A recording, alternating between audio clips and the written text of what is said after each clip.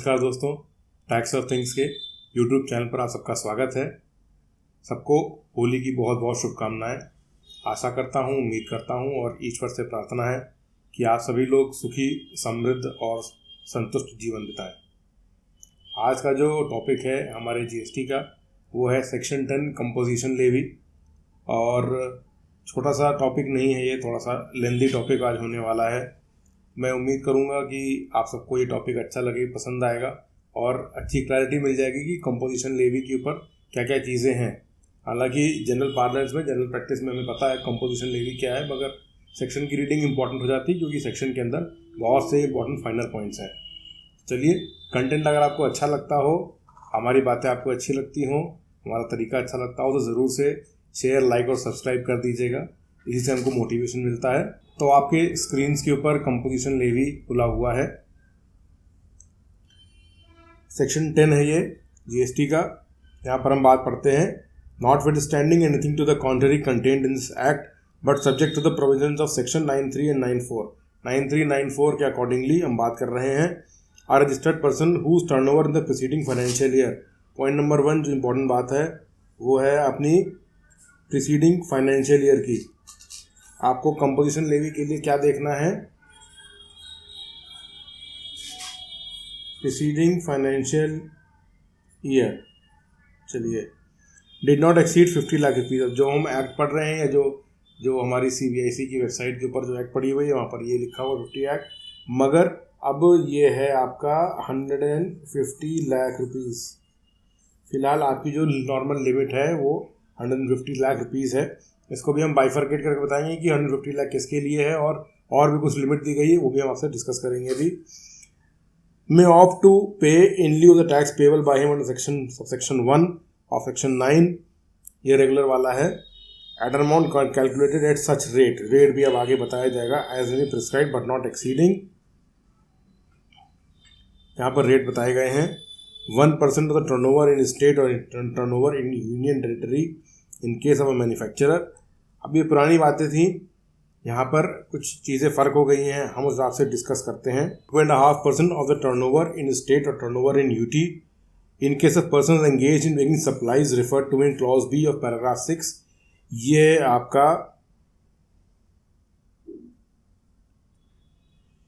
आपकी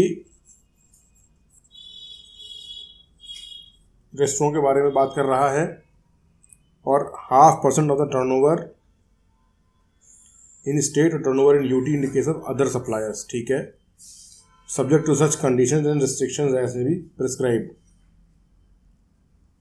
provided that the central government may by notification increase the set limit of 50 lakh rupees to such higher amount not exceeding 150 lakh rupees, 150 lakh rupees.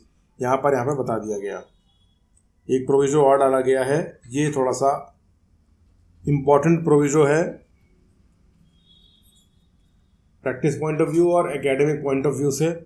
क्यों? क्योंकि इसके अंदर एक बहुत important बात कही गई है। अब जो अगला आपका प्रोविजो है ये बहुत ही इंपॉर्टेंट प्रोविजो है। क्यों? क्योंकि ये बताता है कि अगर आप सर्विस सप्लाई कर रहे हैं तो इसकी कैपिंग लिमिट क्या होने वाली है। आपको पता है कि जो कंपोजिशन में जो रजिस्टर्ड पर्सन होता है, जो कंपोजिशन ऑप्ट करता है, वो मैन्युफैक्चरर हो सकता है, वो ट्रेडर हो सकता है, वो सप्लायर ऑफ सर्विस भी हो सकता है। ठीक है, तो यहाँ पर बताया गया कि आप सर्विस जो है वो कितनी सप्लाई कर पाएंगे। तो यहाँ कहा गया, तो provided further that a person who opts to pay tax under clause A or clause B or clause C other than those referred in schedule 2 के पैराग्राफ 6 से क्लॉज बी, ये रेस्टोरेंट सर्विसेज वाला है, of value not exceeding 10% of turnover in state or UT or 5 lakh rupees whichever is higher. तो section 10(1) के अंदर आप supplier of service ले सकते हैं, मगर ये कौन सी सर्विस आपकी रहेगी? ये पर्टिकुलरली जो नोटिफाइड है वो आपकी रेस्टोरेंट सर्विस है। तो सेक्शन 10(1) के अंदर रेस्टोरेंट सर्विस ही नोटिफाइड है, वही आप सप्लाई कर सकते हैं। अगर आप रेस्टोरेंट सर्विस के अलावा कोई दूसरी सर्विस सप्लाई करना चाहते हैं तो उसकी कैपिंग लिमिट बताई गई है। कैपिंग लिमिट प्रोविजो बताता है, वो कहता है कि जो सर्विसेज होंगी जो आप सप्लाई करेंगे should not be more than 10% of turnover in state or UT and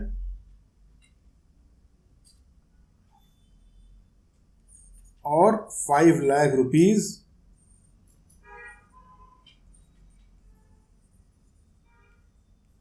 whichever is higher।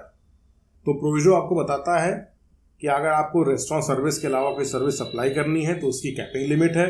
Capping limit is 10% of the turnover in state और यूनियन टेरिटरी और ₹5 लाख विचएवर इज हायर। ये आपकी कैपिंग लिमिट हो गई। चलिए यहाँ पर एक एक्सप्लेनेशन भी लगा हुआ है सेक्शन 10(1) के अंदर। For the purposes of second proviso the value of exempt supply of services provided by way of extending deposit, loans and advances in so far as the consideration is represented by way of interest on discount shall not be taken into account for determining the value of turnover in a state or union territory। तो अब ये explanation कहता है कि जब आप turnover निकालना चाहेंगे तो उसके अंदर जब आप टर्नओवर कैलकुलेट करेंगे तो आप exempt supply which is represented by interest or discount, ऐसी कोई सप्लाई जिसका रिजल्टेंट जिसका कंसिडरेशन इंटरेस्ट या डिस्काउंट है उसको आप टर्नओवर में नहीं लेंगे। Shall not be taken into account, उसको आप टर्नओवर के अंदर नहीं लेंगे। ये एक्सप्लेनेशन ये बात कर देता है। कहने का मतलब है कि अगर आपने कोई इंटरेस्ट वगैरह आपने कोई लोन प्रोवाइड किया हुआ है और लोन जो है वो इंटरेस्ट उस जनरेट करता है तो वो किसी टर्नओवर के अंदर नहीं आएगा। यहाँ ये बात है। सबसेक्शन 2 पढ़ते हैं। The registered person shall be eligible to opt under subsection 1 if, ये कंडीशन बताई गई है कि आप सबसेक्शन 1 कंपोजिशन लेवी आप कब ऑप्ट कर सकते हैं या कंपोजिशन लेवी या कंपोजिशन में जाने के लिए क्या क्या कंडीशंस हैं, ये सबसेक्शन 2 बताता है आपको।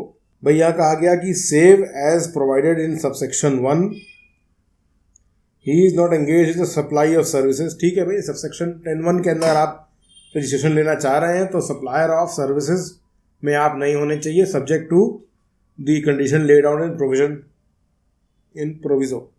He is not engaged in making any supply of goods or services which are not leviable to tax under this act।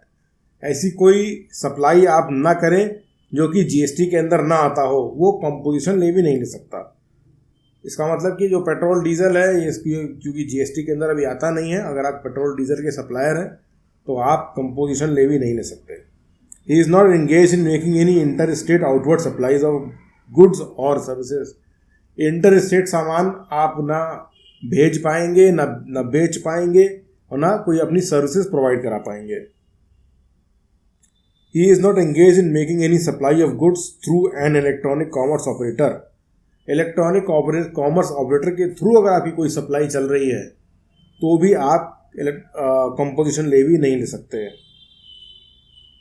He is not a manufacturer of such goods as may be notified by the government. ठीक है भाई, आप जो notified goods हैं उसमें आप उसको आप मैन्युफैक्चर भी नहीं कर सकते। He is neither a casual taxable person और a non resident taxable person. अगर आप कैजुअल टैक्सेबल पर्सन हैं और आप नॉन रेजिडेंट टैक्सेबल पर्सन हैं तो भी आपको कंपोजिशन लेवी नहीं मिलेगी। अब ये पैराग्राफ आपका कहता है कि भाई अगर आपके मल्टीपल जीएसटी रजिस्ट्रेशंस हैं तो वो एक ही पैटर्न पर चलेंगे। वन सिंगल पैटर्न का मतलब कि या तो ऑल कंपोजिशन स्कीम वाले होंगे या फिर ऑल रेगुलर स्कीम वाले होंगे। तो इसका सार यही है। ठीक है, अब जो इम्पोर्टेंट एक जो सबसेक्शन हमारा आता है वो है सबसेक्शन 2A। तो कंपोजिशन लेवी के अंदर जो सबसेक्शन 2A आया वो आपका आया सप्लायर ऑफ सर्विसेज के लिए। ये स्पेसिफिकली वो सर्विसेज हैं जो कि 10(1) में नोटिफाई नहीं करी गई हैं। 10(1) के अंदर केवल रेस्टोरेंट सर्विस ही नोटिफाई हुआ है। तो ये वो रेजिडुअल सर्विसेज हैं, इनकी लिमिट यहाँ बताई जा रही है और इनकी कंडीशंस भी आगे बताई जाएंगी। तो पढ़ना शुरू करते हैं। Notwithstanding anything to the contrary contained this act, but subject to the provisions of section 3(4) of section 9, a registered person not eligible to pay tax under subsection 1 and subsection 2, whose aggregate turnover in the preceding financial year does not exceed 50 lakh rupees. तो point number 1 आपका आया कि अगर आप residual services को supply करना चाहते हैं तो उसकी जो लिमिट है वो है 50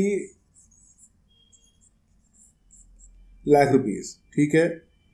मे opt to pay in lieu the tax payable by him under section 1 of section 9 an amount of tax calculated at such rate, ठीक है, बट नॉट एक्सीडिंग 3%। चलो भाई यहाँ ये बता दिया कि भाई CGST का रेट क्या होगा, नॉट एक्सीडिंग 3%। ठीक है भाई। फिर यहाँ नीचे बताई गई है कंडीशंस। कंडीशंस वही सेम कंडीशंस हैं जो भी हमने ऊपर पढ़ी है 10(1) के अंदर, इसको रिपीट नहीं करेंगे हम। तो हम आते हैं अपने सबसेक्शन 3 के ऊपर। सबसेक्शन 3 कहता है कि जो कंडीशन हमारी जो हमने ऑप्ट किया हुआ है कंपोजिशन लेवी, वो कब खत्म हो जाएगा। शैल lapse with effect from the day on which his aggregate turnover during a financial year exceeds the limit specified under subsection 1। ठीक है। जिस दिन हमारा टर्नओवर 150 लाख के ऊपर चला जाएगा उस दिन ऑटोमेटिकली हमारी कंपोजिशन लेवी से हम बाहर हो जाएंगे। सबसेक्शन 4 कहता है a taxable person to whom the provisions of subsection 1 or as the case में भी subsection 2A apply shall not collect any tax from the recipient or supplies made by him, or nor shall be entitled to any credit of input tax। यहाँ पर कहा गया कि भाई आप tax collect नहीं करेंगे, और दूसरा ये कहा गया कि आप ITC भी नहीं लेंगे। ठीक बात है। सबसेक्शन 5 पर आए। If the proper officer has reasons to believe that a taxable person has paid tax under subsection 1 or 2A, despite not being eligible, such person shall, in addition to the tax that may be payable by him under any other provisions of this act, be liable to a penalty and provisions under subsection 3, under subsection 73 और 74। भाई अगर आपने composition levy नहीं थी, आपने नहीं opt किया है कंपोजिशन लेवी को, और आप फिर भी टैक्स पे करते हैं कंपोजिशन लेवी वाला, तो 73 और 74 के अगेंस्ट आप पर प्रोसीडिंग्स चलाई जाएंगी। अब एक बात हम कर लेते हैं कि कंपोजिशन लेवी के अंदर आपका एग्रीगेट टर्नओवर कैसे कैलकुलेट होगा फॉर सेक्शन 10 के लिए। ठीक है भाई। तो यहां कहा गया the expression aggregate turnover shall include the value of supplies made by such person from the first day of April of a financial year up to the date when he becomes liable for registration under this act. ठीक है भाई। पहले तो ये बात समझते हैं। तो फॉर एन एग्जाम्पल, एक व्यक्ति ने या मिस्टर ए ने अपना बिजनेस शुरू किया। कब शुरू किया? 1/4/2022 को उसने अपना बिजनेस शुरू किया था, और एज ऑन 30/6/2022 को इनका टर्नओवर यहाँ पर 40 लाख हो गया। ठीक है भाई। तो ये 30/6 को लायबल हो गए रजिस्ट्रेशन लेने के लिए। अब इनको रजिस्ट्रेशन लेना चाहिए 30/6 को।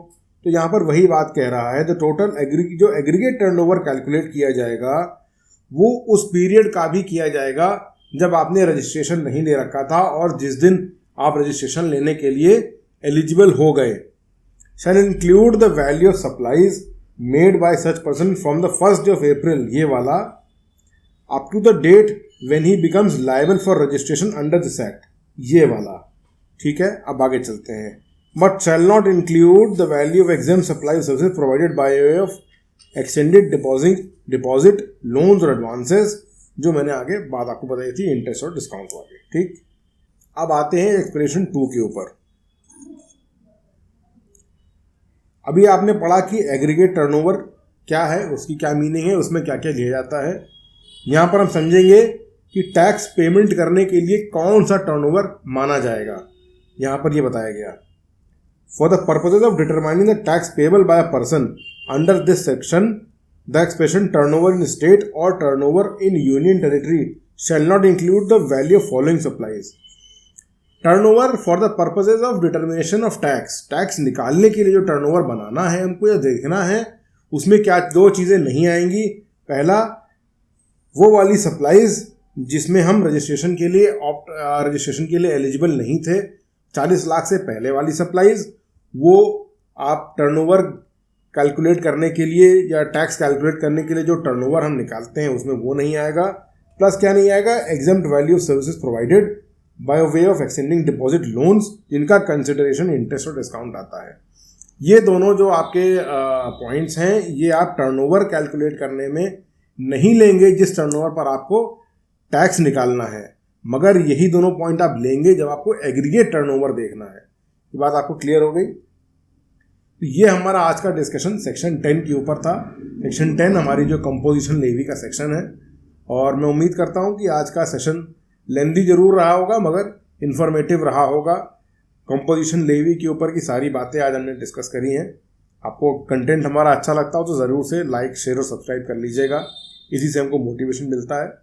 मिलते हैं अपने अगले वीडियो में, तब तक के लिए नमस्कार।